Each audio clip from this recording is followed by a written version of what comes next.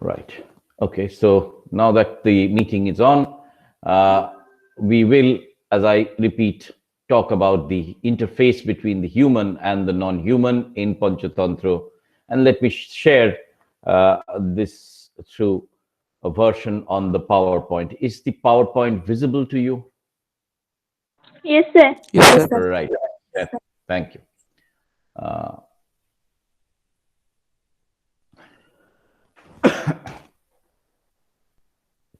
Right. Now, obviously, you will understand that we are talking about a society which was predominantly agricultural and largely also dependent upon hunting and gathering, countries surrounded by forests. Therefore, it was quite natural that the scale of the interaction between the human and the beast, or the human and the birds, etc., were far more significant than what would have been in modern civilization. I would, of course, want you to take a look at the word Anthropocene, Anthropocene, Anthropocene. Now, Anthropocene means the stage from which, man decisively transforms the environment. You see, what was this moment? This moment would predominantly have been the Industrial Revolution, where we could actually directly intervene in the environmental process. Intervene meaning we are largely leading to its decline and chaos. But that is when, the Anthropocene, anthro means, of course, anthropo is man, right? So anthropology is the study of the development of man. Now, in the classical, so the Anthropocene is a more modern term, but I would want you to look it up since it is part and parcel of critical parlance nowadays, critical vocabulary parlance, PARLANCE, parlance. Now, what I'd also like you to understand is how classical theory or classical philosophy, scholastic philosophy of the Greeks, looked at the division between the human and the non-human. Now, in the Aristotelian concept of the soul, S-O-U-L, Atma, there are three kinds of soul and three kinds of existence, therefore. The first, Aristotle says, is the vegetable soul, which is which has the capacity of growing, right? But which does not have the capacity of feeling. So vegetative soul, growth, mere growth. Then comes the concept of the animal soul, where there is growth, there is feeling, but there's no reason, right? And the final, of course, stage, the highest stage of the soul is the animal soul, which is capable of growth, living, and reason. This is how the classical theory would have looked at the concept of the soul. And of course, this is where, the anthropological or the anthropocentric idea of man comes from, that man is a higher being than all the other animals and birds and beasts taken together, because he is blessed with the capacity of reason. Now, the anthropocentric worldview, of course, comes forth from the Renaissance onwards, becomes very dominant, the power of man, the ability of man to fashion himself. But the anthropological viewpoint was there in classical Indian learning, of course, as well. The idea that the human birth is the greatest possible birth. At the same time, however, there was an acknowledgement of the role of fate and destiny, and the fact that in the face of destiny, human beings had little power. This would change from the Renaissance onwards. So this is still a theocentric universe. Theo is God. Theology, right, is the study of religions. Therefore, the world of the Panchatantra is a theocentric universe where man has a special place, but he does not yet have the power and the agency which we will see from the Renaissance onwards. So if you sort of create a kind of a straight line, then you'll find we have a theocentric universe where we believe in God and man is powerless and almost equivalent to the beast. Then we come to the anthropocentric worldview from the Renaissance onwards, which believes in man's own power of rationality, and therefore the entire context shifts to the human world and its refinement, development, and fashioning. And finally, you see, we come to the Anthropocene, where man not only becomes special, but he intervenes in the environment and can transform it according to his will and desire. So we are currently in that age of the Anthropocene. Right. Now, this is how civilization has progressed. So where does Panchatantra exist? Panchatantra still exists in the theocentric universe, no doubt, but there is this idea that human beings can be refined and that the human soul is a far more developed soul than the animal soul.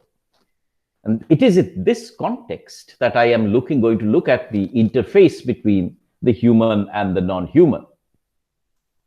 So the world of the and we have also talked, if you remember, about the ideas of the four Purusharthas and how self-fashioning and the theme of the ideal king becomes the theme of the Panchatantra. Now, the Panchatantra, therefore, and I've just said that, the interface between the human and the non-human was far significant in a society which was predominantly agricultural and also dependent on hunting and gathering for food, right? Therefore, animals would have been a far more, direct part of life. Interacting with animals, for example, if you've lived in a village, interacting with foxes, I would say interacting doesn't mean, talking to foxes, of course, but, the presence of wild animals is a far more significant phenomenon than living in a city. The more urban we become, the more removed from the non-human do we become. You'll remember that in the city, the only exposure to the non-human is in a zoo, where they are gazed at, where they're sort of alien, almost sort of unfamiliar creatures who can be seen only in the confines of the zoo.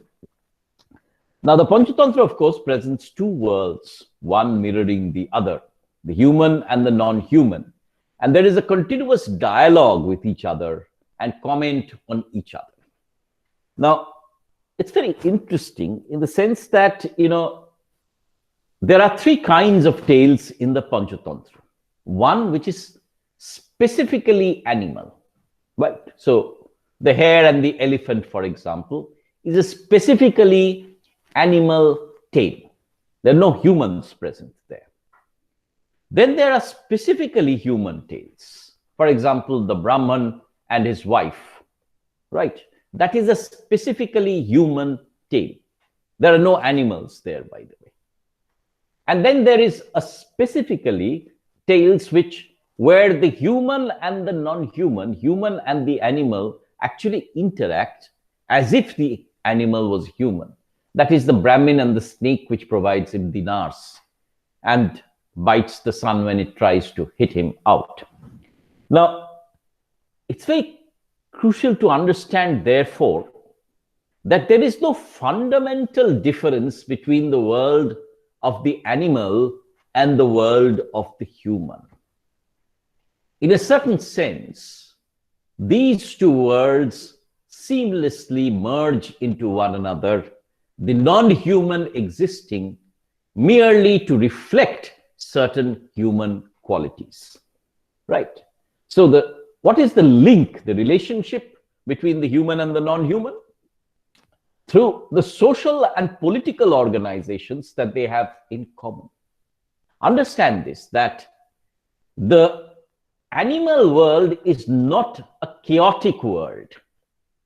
It is, in the Panchatantra, it is governed not only by the lion, but it has a distinct, or in the case of crows and owls, the birds sit together to form a government led by a king.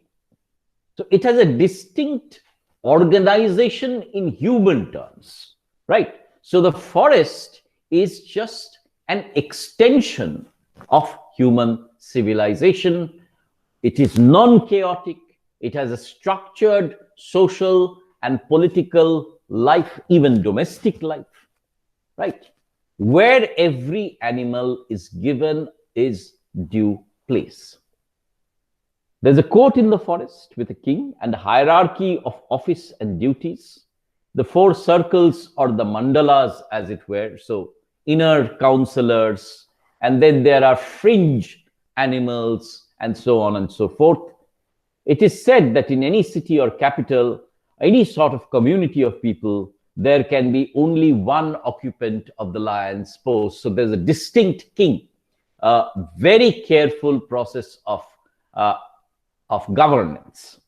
The lion's post is the seat of sovereignty, just as it is equivalent to the king's post in the other, tales of Vishnu Sharma. And the lion, of course, often takes counsel from his counselors, or the crow king takes his from his counselors, surrounded by the other three circles of the orders of hierarchy in a state. So the mantri, the Senapati, and the plebeian being the common people, Plebian, plebeian animals, as it were.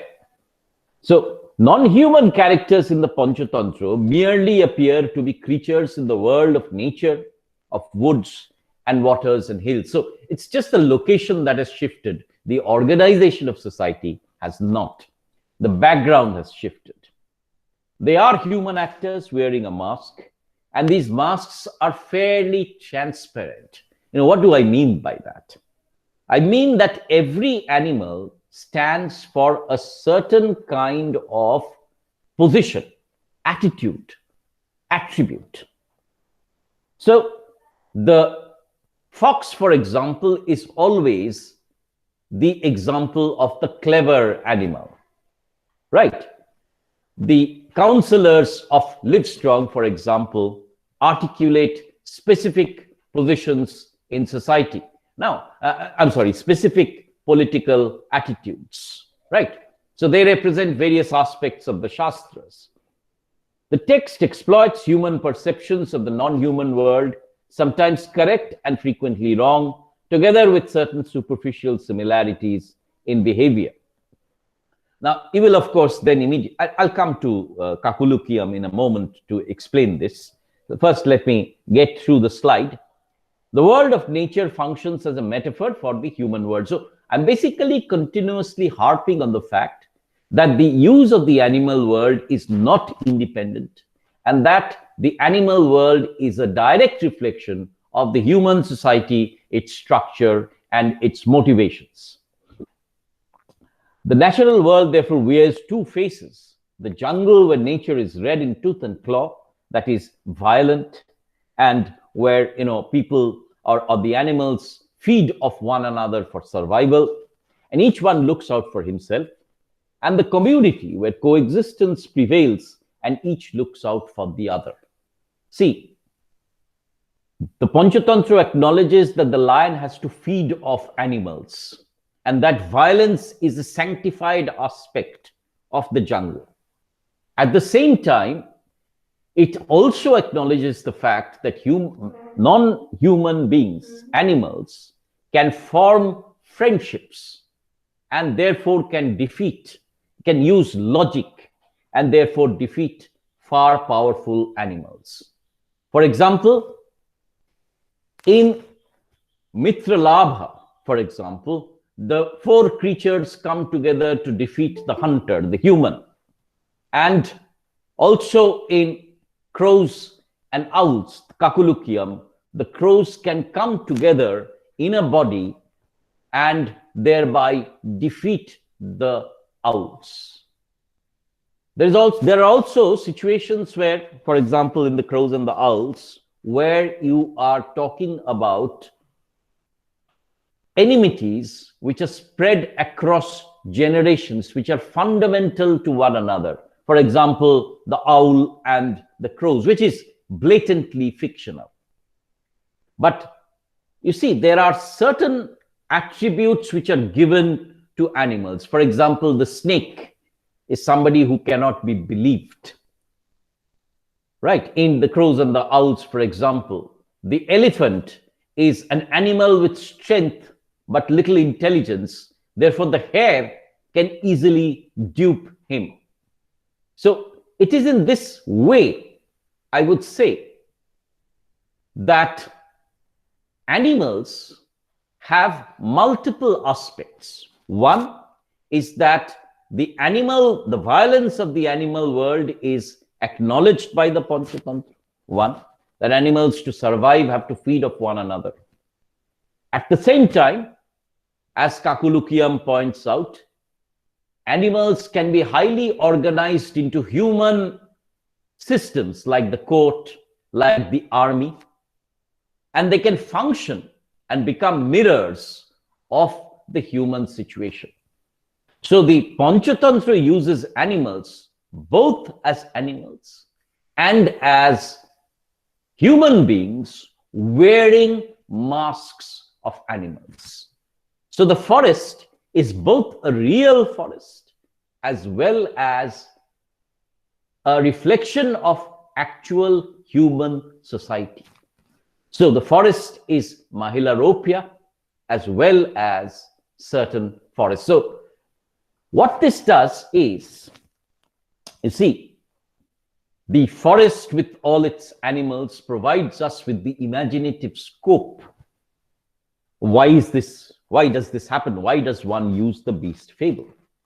And that is what draws me to my next question. Why use the beast fable? Right. Of course, I acknowledge once again that the non-human world is, in many ways, more intricately linked with the human than in modern times. But the beast fable provokes both our imagination and our acknowledgement of the human world. Imagination, why? Because the fact that animals can behave like humans, can have a coat of their own, and the attraction towards the unfamiliar human world always provokes our imagination. Eta mathaye rekho, how does the imagination work? The imagination works with the unfamiliar. বুঝতে পেরেছো? So what happens is, once we look at or create a world which is unfamiliar to us, the hare, for example, the tortoise, for example, which acts in like talking and walking and behaving like a human, provokes our imagination. At the same time, I would say that the fact that they are organizing them into systems is fundamentally treating them as human. And we are also acknowledging their presence within our ambit, within our periphery. So what are the beast fable uses in classical Indian traditions? The Rig Veda, for example, uses Sharma, the hound of heaven.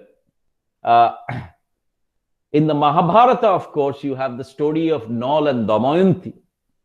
In the Chandogya Upanishad, you have the story of the bull, the white goose, and the diver instructing the Brahman pupil, Shottukam.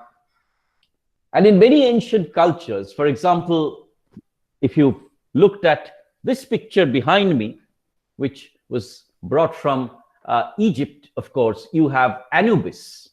Anubis is the jackal, who is the symbol of the underworld. So the beasts are all, associated with the certain gods, right? So every pharaoh, every king, therefore, has the specific god to whom he worships, and in turn is protected by the gods. So in ancient cultures, non-human forms of life, birds and animals, and even trees were believed to have superhuman abilities, to possess a special kind of wisdom, and to bear a special relationship to the sacred, right?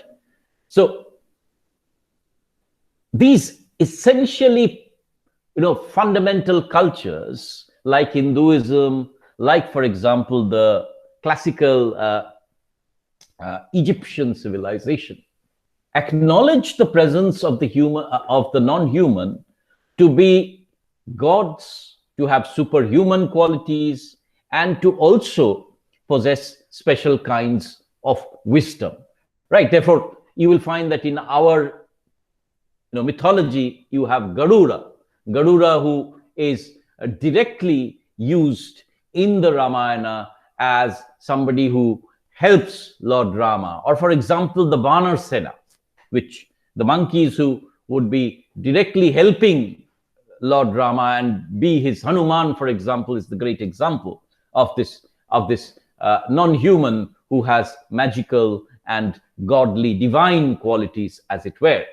But remember one thing, that even there, it's the anthropocentric world, in the sense that man is at the center, right? That the human is at the center. And therefore, Indian thought and belief does not make a stark distinction between the human and the non-human orders of being. All are parts of a whole. All possess that spark of divinity that is in man. And it is therefore that the beast fable becomes an integral part, because the non-human, the animal, is considered to be an extension of the human, right? So imaginatively, we are looking at the constitution of a non-human world, universe. And also, we are acknowledging that the animal is a reflection of the human universe. And the animal can equally be as divine as the human.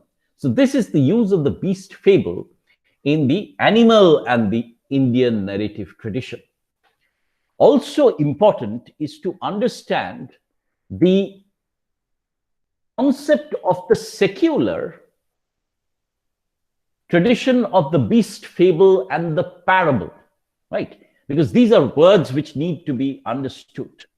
Now, I will, of course, ask you to read one text from the Panchatantra, which has gone into English culture, and that is the tale of Chanticleer, the cock which seemed to sing, right? And which was very proud of its voice. So the cock is singing, and the fox says, "Why don't you sing for me?" And the cock tries to sing, and the fox tries to eat it up, right? So if you take a look at that text, it uses the beast as in a storytelling motive. That is what the Panchatantra does. What does the beast fable do? The beast fable simply replaces human characters with beasts and alters the circumstances, the geography, for example, the forest or a pool. And therefore, the beast fable is an important and integral part of the development of literature. Right, just give me a moment. Somebody, I think, is trying to get into the meeting. Let me just give the chance to her to enter. Right, is the PowerPoint visible now? Yes. Right. Okay, so we were talking about, therefore, the beast fable as using the story motive, replacing the human of the story with the beast, and thereby creating moments of great amusement, imagination, And very often, these beast fables would be ending with a moral. Short stories with beasts generally ended with a moral, even if they contained humor and comedy, right? So, the point being that the beast fable is actually an animal extension of the human world. It might create pathos, it might create humor, but it is fundamentally human in its dimension.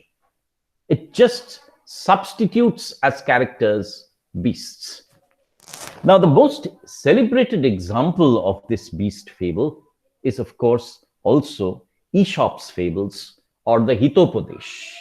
Right? Many of you have, of course, not many of you, I think all of you have read the Aesop's fables and the Hitopadesh. But remember that there, the story in itself, in the fable especially, the story in itself is not important, right? Even in the Panchatantra, I acknowledge that the story is not important. So it continues that same tradition. It is the moral that is delivered. Now, the moral, of course, cannot be an animal moral. The moral is a human moral, right? So the fable, as it were, uses the story of the animal to deliver a human moral. And these animals wear the human masks. So where is the difference of Panchatantra? That's the question. When we are looking at Panchatantra, how do we say Panchatantra is not just simply a beast fable? You see, beast fables are collections of stories. Every tale has its individual moral. Where the Panchatantra departs is that it is a collage of tales which has a unity of its own. It's far more structurally complex. It uses the interface between the human and the non-human much more in a complex manner, in a much more complex manner. See, the main tale is about human self-fashioning. The insect tales are about animals and humans. Further insect tales are about animals. For example, Kakulukium. The first tale is about alliance and peace. Insect tale is about blood feuds, feuds across generations. Then comes tales about every counselor articulating a political position. Then comes tales within tales from Livestrong and Red Eye. And then come concluding tales. So the Panchatantra is not just a collection of animal tales and the beast fables in the way Aesop's fables are. You can read the Aesop's fables as separate stories. It won't make much of a difference. But the Panchatantra, every single tale is related to the main structure in some way or the other. You can read them separately, but the true magic of the Panchatantra or the true narrative complexity of the Panchatantra is understandable only and only when you read the text in its entirety. So how does the Panchatantra differ from the normal beast fable? One is that it is much more organized and has a much more complex structure. Secondly, it has a greater interface between the human and the non-human. So human-human tales, human, non-human tales, non-human tales. Thirdly, it has a distinct, what I will call a distinct teleology. এই কথাটা একটু শিখে নিন। Teleology, T-E-L-E-O-L-O-G-Y, teleology is a narrative end, the sense of an ending. অর্থাৎ, why does the narrative exist? Why does the narrative exist? Right? It exists so that Vishnu Sharma can teach the king's worthless sons and educate them in the practice of kingship, right? So ultimately, the beast fable does not exist just as morality. It also exists in its complexity, Panchatantra, with a specific purpose that it might teach the king's children how to govern. This, these complexities make Panchatantra a far more problematized, complex version of the beast fable. What about the parable? In the parable, imagination does not exist for itself again. The parable uses human situations very often or animal situations to straightaway deliver the moral. So in that sense, what is the most moral of these forms? Parable, where the short tale goes to deliver the moral. Where the beast fable is more imaginative, but the moral content is important. Panchatantra, where we have a far greater organization of the animal world, their norms, the great imaginative, discourse about different kinds of animals, where different animals become different human types, and therefore they are given a far greater, I would say, autonomy. The animals exist almost by themselves, right? Which they do not do in the beast fable or the parable.